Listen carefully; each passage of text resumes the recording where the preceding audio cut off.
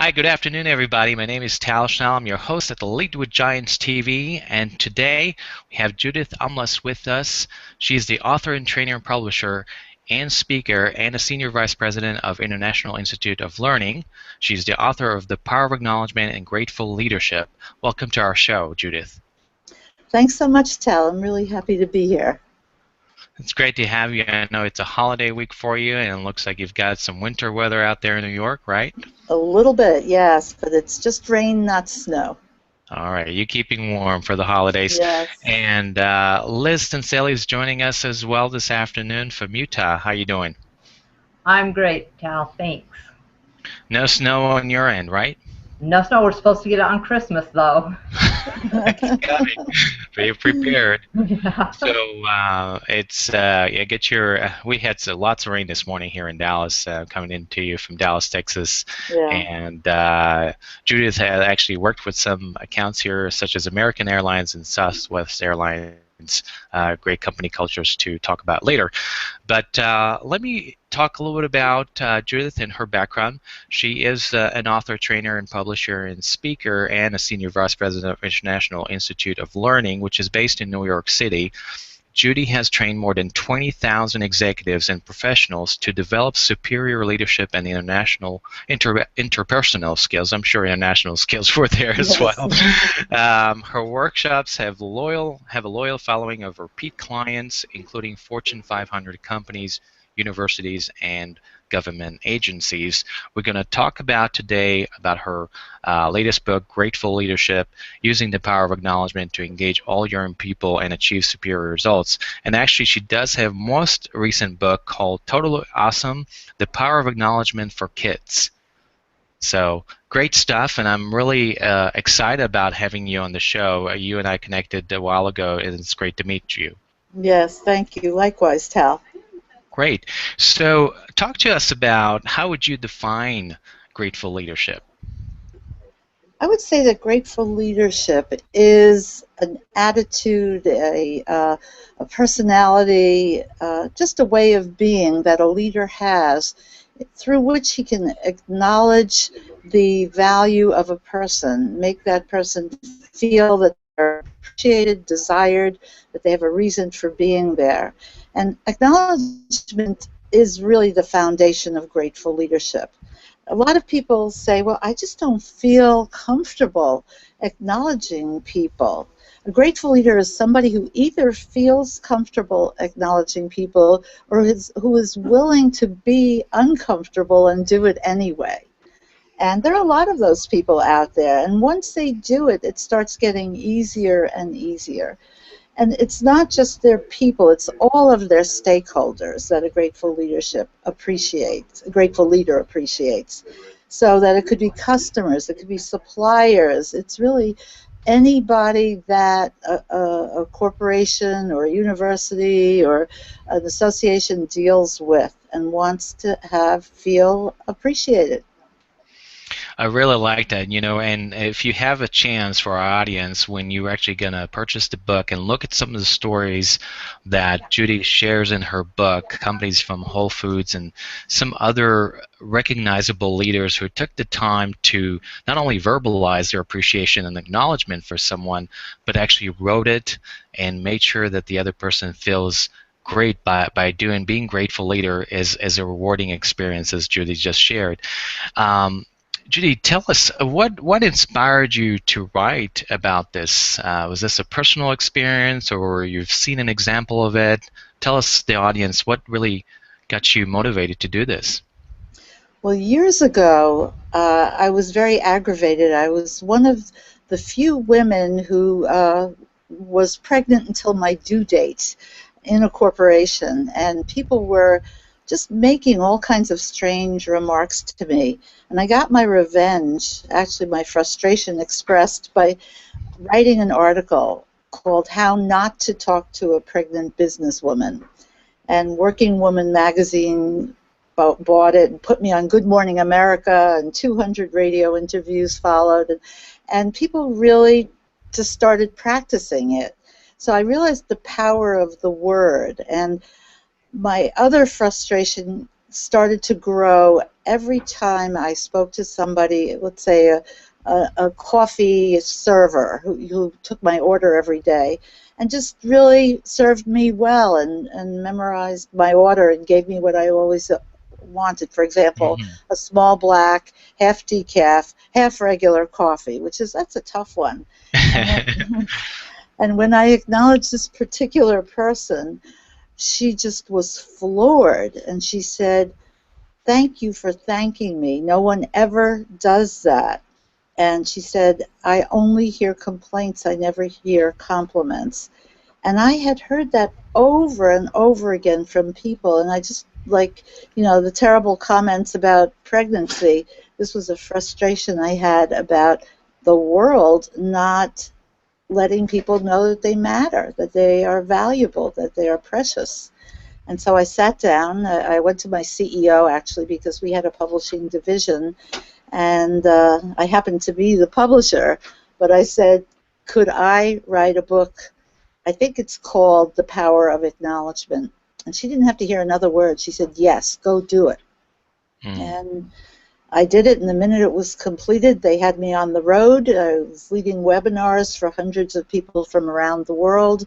I was doing training sessions all over the world. And what I have found is that there is a hunger for this message, an absolute hunger. And it fills that hunger and that need and makes instant changes for people. Mm.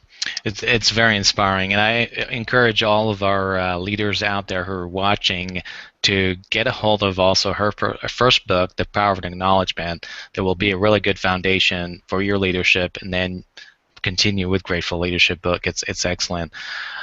Liz, talk to us about Grateful Leadership. You wrote recently about it in your blog post. How does that translate into how you serving leaders and around people? Well, I love the idea that something so small as showing a little bit of gratitude can make a huge difference in people's lives, in their attitude, in their, we come to work, we spend the majority of our lives at work, and that little bit of appreciation can make a whole difference in how we feel about ourselves and our work. But Judith, can you talk to us a little bit about maybe some of the benefits that leaders get in return for being grateful leaders? Well, there's so many potential benefits. Number one is having a state of well-being among your people, where they are excited, they're happy to be there, they're powerfully connected to your vision and your mission, as opposed to the way Gallup defines it, the sleepwalkers, those who are not engaged, the check-in, check-outers.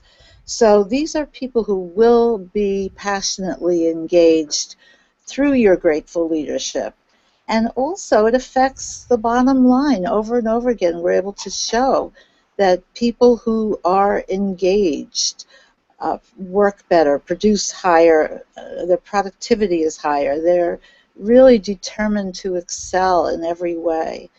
And a very key tool in engagement, in employee engagement, is gratitude and appreciation. I absolutely agree with you. Thank you for sharing that. You're welcome. Judy, talk to us about, a lot of us are curious and really need to understand better, and you're the right person to tell us, is what's the difference between recognition and acknowledgement? What a good question. I love that question because it sounds so innocent, but for some reason, I lead training sessions and keynotes, and whether it's an hour or a 2-day course, they come away speaking most actively of that distinction between recognition and acknowledgement, which we spend a fair amount of time on in my courses. But let me just say that recognition is letting a person know that what they did was good. And I put thanks, recognition, and acknowledgement all together in what we call the appreciation paradigm. It's like, in my book, it's a circle. Mm-hmm. And they all overlap, and they, kind of lean on each other, and they're all great. But recognition is something that's usually action-oriented, and very often companies have recognition departments. They have initiatives. They give awards and rewards. They, if you've been there for 20 years of service, you get some special gift and a ceremony. Right. So those are all great, and I in no way diminish their importance and power. But acknowledgement is not so much letting a person know that their actions are appreciated, but it's who they are. And an acknowledgement can be done at any time. There's no work that has to be done to get a plaque or a gift card or anything.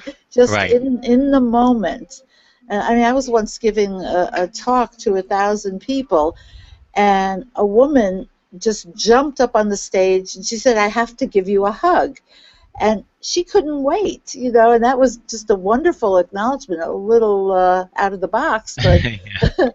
and we don't have to go that far out of the box, but letting a person know right then, right there, how you appreciate them and their gifts and what they bring to a team or to your whole business is precious and priceless. So I those really two like are that. distinct. Hmm. And I know you share several examples in the book, and you talk to grateful leaders that you share specifically how did they communicate with someone and how they value someone. What I really like about it is that it was very specific. It wasn't, oh, just pat on the back, great job, kudos. Right. It was very specific to that individual. Is that sort of where we need to be clear about?